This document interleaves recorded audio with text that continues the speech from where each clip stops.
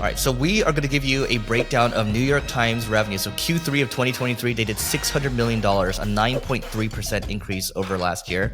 And we want to talk about how we're going to give you the anatomy, the breakdown of how all this works. So check this out, Neil. So this is done by 𝗔𝗕𝗢𝗧, also known as 𝗖𝗛𝗔𝗡𝗟𝗡. He's been doing these breakdowns on I Twitter. haven't read any of it yet, but I bet you a good chunk comes from affiliate marketing. Yeah, we're going to talk about that. That's why we're talking about this right now. So Glenn says he estimates that Wirecutter affiliate commissions, that's an acquisition that they did a couple years ago, brings it at least 6 million a month and potentially a lot more. So he said, when I analyzed 10,000 product review search results recently, NewYorkTimes.com was the second most prominent domain overall, picking up 955 first place rankings. And it says, okay, check this out. They stated that digital other revenues, which consist primarily of Wirecutter affiliate referral revenue, totaled $37 million, which is interesting. So, and then we should call these points over here and we can talk about it. So some other highlights over here. New York Times has passed 10 million subscribers. So 9.41 million digital only and 670K print, and an operating profit of about $90 million, up 30% year on year. And The Athletic, which is another, I believe they acquired this company, grew 46% year on year thanks to more subscribers and higher ad revenue. The Athletic had an adjusted operating loss of $8 million versus $12 million a year ago. More than 10 million per week are playing games on their site. And then digital ad revenue grew 6.7% year on year to 75 million. All right, what are our thoughts here? I think affiliate should be a much bigger chunk of the revenue. They could be doing way better on that end. I think they're just getting started with it. Yeah, that's my opinion. I mean, that's why they bought Wirecutter. Like, I think it's like a 3-4 year ago acquisition, and it's just going to continue to compound. And I do think, look, the 9.41 million versus the 670K print, they've been going in this direction for the last couple of years. And I think you basically pay like 50, 60, maybe $100 a year just to subscribe to the New York Times. And they've had this successful transition to a digital subscription media company, and most companies haven't been able to do that. Yeah, and they are publicly traded. You know, they're a $7 billion company, so they've been doing quite well. I'm looking at their stock price right now. They got creamed in 2009, but they've been climbing nicely since then.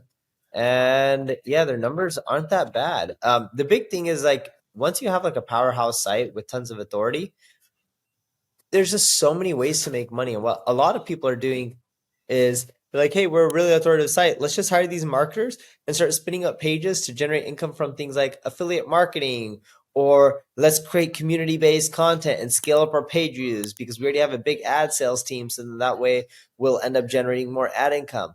Kind of like how LinkedIn has community members creating a lot of content for them. Percentage-wise, it's not much traffic for LinkedIn, but it'll scale up nicely. All this kind of stuff can really juice your numbers. If you have an authoritative site, hiring people to focus on affiliate marketing and SEO is a really easy way to juice your numbers.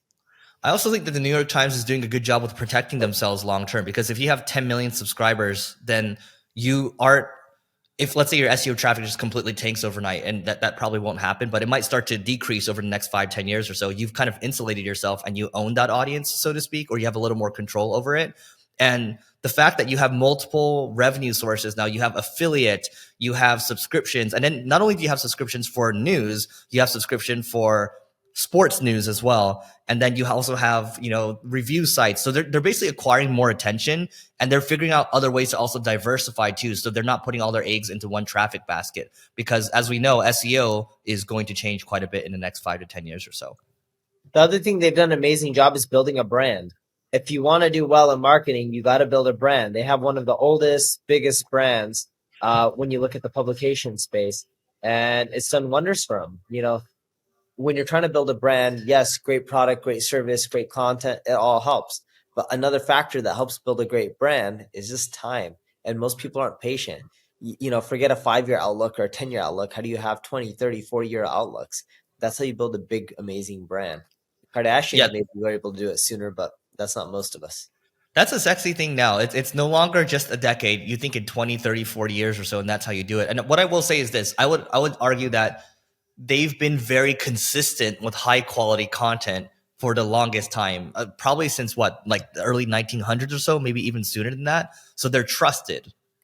New York Times Let's see. founding? They were started in 1851, Okay, 170 years ago. that's even older than the How to Win Friends and Influence People book, right? That's very Lindy. So if it's been around since 1850, right? So 1850, what is that? That's like 173 years. It will probably be around for another 173 years. 172, 172. 172. Okay. Well, there you go. So look, that is it for today. Don't forget to rate, review, subscribe. Hope you found this helpful, and we'll see you tomorrow.